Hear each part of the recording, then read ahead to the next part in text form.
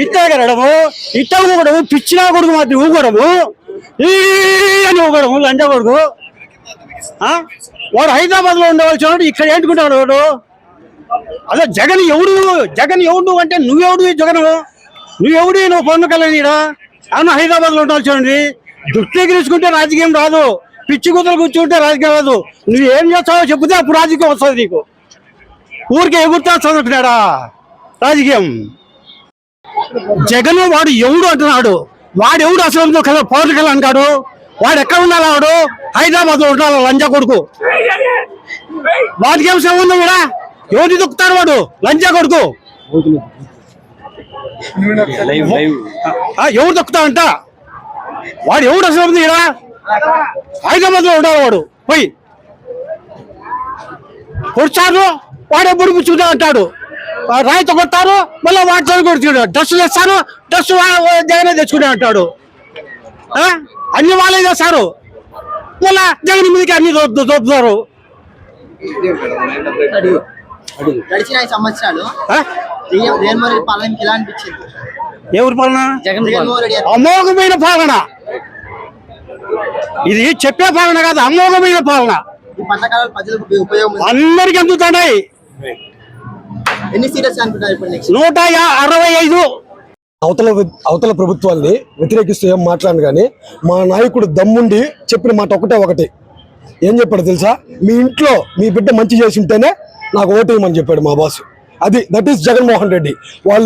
వాళ్ళిద్దరే కాకుండా central government నుంచి కూడా ఒక పార్టీని తీసుకొచ్చుకున్నారు. కానీ ఒక్కడే మగోడిగా పోరాడుతా ఉన్నాడు.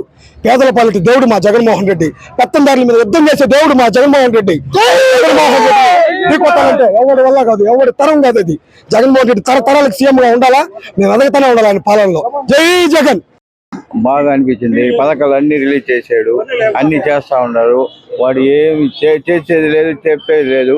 ఒక్కటి కూడా చేయరు, చేసిన వాళ్ళని చెడగొడతారు. అది జగన్ దట్ ఈజ్ గ్రేట్. పథకాల వల్ల ప్రజలకు ఉపయోగం ఉందంటారా? ఉపయోగం లేకపోతే ఎందుకు వేస్తారన్న ఓటు? నిలబడి ఉపయోగం లేకపోతే ఎందుకు వేస్తారు ఓటు? నిలబడి 10 మంది వచ్చిన వాడిని ఏం చేయలేరన్న. 20 మంది రాని ఎవ్వరు ఏం చేయలేరు వాడిని. వైద్య విద్య అన్ని బాగా చేస్తున్నారు. 100 మంది రాని దట్ ఈజ్ జగన్. 145 నుంచి 150 గ్యారంటీగా వస్తాయి. బాగుంది.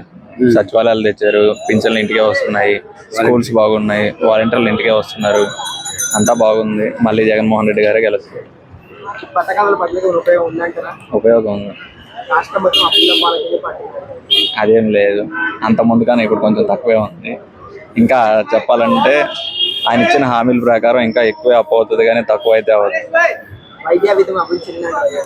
ప్రతి ఊరు చూసుకోండి, విలేజ్ లో కూడా విలేజ్ క్లినిక్లు వచ్చాయి, సచివాలయాలు వచ్చాయి, ఇంటికే వస్తున్నారు, అన్ని ఇంటికే వస్తున్నాయి.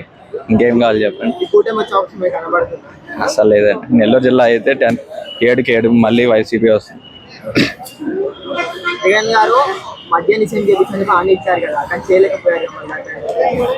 అది కొన్ని చెప్తామని అంతకే కదా, అన్ని చేసామని చెప్పలేదు కదా. 99% మాత్రమే చేశారని చెప్పారు కదా, 100% చేసామని చెప్పలేదు కదా.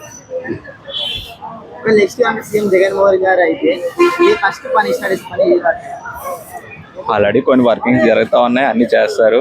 మళ్ళీ సీఎం గా ముఖ్యమంత్రి వైఎస్ జగన్మోహన్ రెడ్డిగా గెలుస్తారు. Please subscribe .news